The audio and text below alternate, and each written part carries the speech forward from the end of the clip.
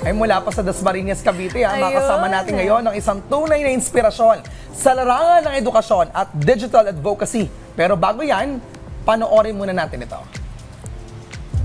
Sa makulay na mundo ng digital education, isang natatanging tinig ang patuloy na humuhubog sa kamalayan ng kabataang Pilipino. At yan ay si Mona Magno Veluz, mas kilala bilang Mighty Magulang. Welcome to Mighty Magulang's Friday FAQs or Fuksain ang Kalokohan. Isang history geek, certified tita, at advocate ng inklusibong edukasyon at kaligtasan sa online community.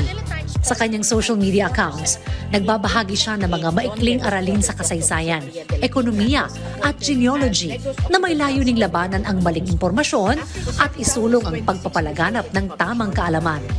Sa kabila ng kanyang mga tagumpay, nananatili siyang tapat sa kanyang layunin na magtaguyod ng inklusibong komunidad at magbigay inspirasyon sa mga kabataang Pilipino na maging mapanuri at responsable sa paggamit ng digital platforms. Kaya upang alamin ang kanyang kwento, ay kilalanin natin siya dito sa Rise and Shine Pilipinas. At kaugnay niyan, makakasama po natin live dito ang Mighty Magulang na si Ma'am Mona Magno Veluz. Magandang umaga po and welcome to Rise and Shine. Magandang umaga po sa inyo sa lahat ng mga nanonood. Good morning, ma'am. Ma'am, ano po naging turning point at ba't po ganitong klaseng content ang inyong mga pinoproduce? Alam nyo, nag-umpisa ako gitna ng pandemic. Okay. So nag-umpisa siya dahil medyo bored ako sa buhay. Ayun. Pero ang Okay. hinuhugutan ko po kasi ng impormasyon ay taon ko bilang isang genealogist. Okay. Ako po ay isang researcher ng family trees. Okay. At doon din po yung umpisa kung bakit ko na-appreciate ang kasaysayan. Kapag nagre-research ka ng family tree, imposible na hindi mo rin madadaplisan yung lipunan kung saan sila nabuhay.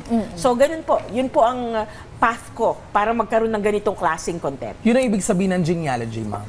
Family tree Ayun. family history research. Okay. Pala yun. So ma'am, paano rin naman po sinisigurado na tama po tsaka makabuluhan yung content na pinupost po, lalo na po kung about history and social issues? So, ako po kasi dahil doon sa discipline ng genealogy, kailangan primary documents. Ang ibig sabihin, dapat yung binabasa natin, yung mga dokumento na ginawa nung panahon na yon. So, kapag pinag-uusapan natin Spanish era, dapat ang basis natin Spanish era documents. Okay. So, yun po yung paraan ko para ma-assure na tama. Pero syempre, hindi naman palagi available yon, di ba? So, kailangan ka rin magbasa ng libro, kailangan ka pa rin humanap ng secondary documents katulad ng dyaryo, yung mga ganon. At minsan-minsan nagkakamali din naman po ako. Ang importante ay tuloy-tuloy ang pagrepaso natin, ang pagkakaalam natin sa Yun. kasaysayan. So, pag nagkamali ka, dapat erratum, sorry po, nagkamali ako, ito po, nakahanap ako ng isa, dalawa, tatlo pang ibang sources na iba yung sinasabi. Wala ka naman nakakaaway ng mga kapwa, mga historians, ma'am, or kapwa genealogists? Actually, ang nalaman ko po sa history community, again, hindi ko po sinasabi agad na historian ako, kasi business major ako. Okay. So, kapag nakakilala ko ng mga historians, nalalaman ko na napaka-inclusive nila. Hindi nila parang gini-gatekeep yung history. Kasi ang kasaysayan, sa atin lahat yan. Hindi lang yan para sa mga nag-aral ng history. At it is always very interesting to converse with them kasi meron silang mga sources na hindi ko alam. Pero meron din ako mga sources na baka hindi nila nakita.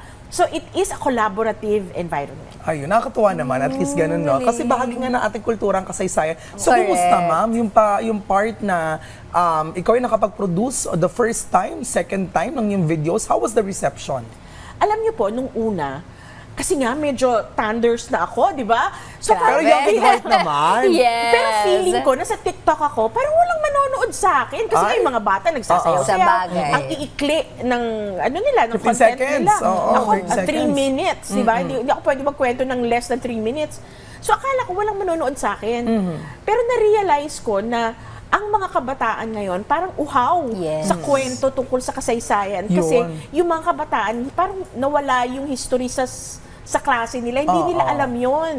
Kahit yung mga matatanda, na mga kaedad ko na parang, ay, nakalimutan ko na yata yan, o ay, baka hindi namin na-discuss yan sa klase. So it is an ever-changing landscape or an ever-changing environment na parang, okay, dapat araw-araw meron tayo natututunan. Yun. Ayun. So, ma'am, speaking of your contents, for sure, meron din mga hindi sumasang-ayon, mga basher. Paano nyo naman po hinahandle po yun? Ayun. Kasi nga siguro, again, dahil titang-tita na ako, parang hindi ko na masyado iniinda yun. Ang importante, magkaroon tayo ng conversation. Kasi sa lahat ng mga content creators, hindi naman pwedeng gagawa ka lang ng content, tapos period, yan na yun. Dapat you have to engage. So kapag may kausap ako, merong mga times na nabibigyan ko sila ng additional information, may times na sila yung nagbibigay sa akin ng additional information. So again, it is a learning environment. Pero kapag bastos, kapag nang iinsulto, na wala naman talaga siyang intensyon matuto, meron naman pong mga tools within the different platforms na you can hide, report, block, delete.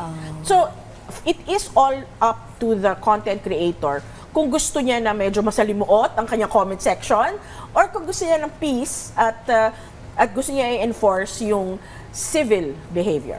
Ayun. So, kumusta naman, ma'am, in terms doon sa mga audience natin, how do you adjust on the different generations or age range, ma'am? Alam ko kasi na hindi naman lahat ng tao mag-a-agree eh. So, meron akong punto na parang, okay, we agree to disagree. Okay lang sa akin yun eh. So, yun po. I think hindi naman siya depende sa age group. Ang importante, respeto. Dapat yung behavior natin on social media, pareho rin sa behavior natin pag face-to-face. Ayun. Ano po yung pinaka-favorite ninyong content na pinados online? Alam nyo, related siya doon sa isa sa mga parang serendipitous finds ko na nakahanap ako ng isang regular na tao, isang academic, na connected siya to the kings of England. Because, her genealogy leads up to that. So yun yung aking mga parang, ay, ang saya-saya. Ang galing kasi kung tutuusin, ako ma'am dati pag history ang klase, medyo minsan inaantok ako. Pero the fact na marami nakikinig sa inyo, I wanna know bakit sila nag-i-stay and they watch the video. For sure, if you're gonna see your data or the engagement on your videos, tinatapos ng karamihan hanggang dule. Why? Yes. Hindi ko po alam. Pero sa totoo lang, ang hypothesis ko is because uhaw nga sila doon sa information. Kapag ang pinapresent ko, hindi pa nila alam, hindi pa nila ever naririnig, then they stay. At dahil nga, may reputation ako na hindi naman ako nagsisinungaling at hindi rin naman ako nang o-okray. Di ba? Nang o-okray ng mga tao. I try to be as respectful as I can.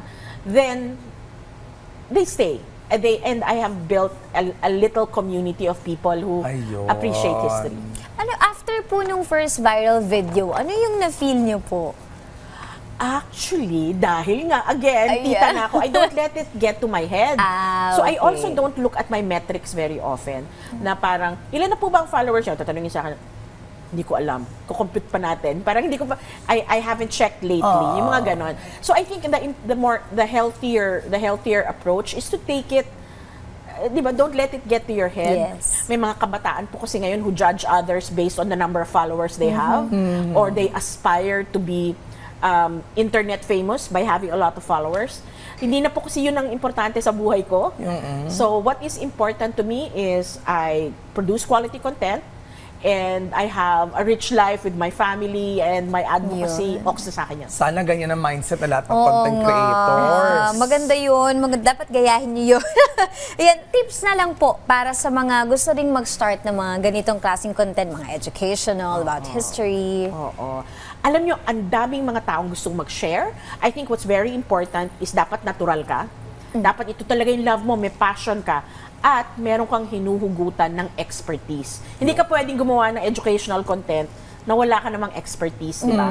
So you have to study, you have to build up on whatever it is you are trying to teach. At yun talaga yung magiging source o magiging dahilan para maging sustainable yung content mo. Alright, on that note, maraming salamat po for joining us today. Ma'am Mona Magnovelos, we truly admire your passion, dedication, and the mighty impact you're making. Thank you so much po. Maraming salamat.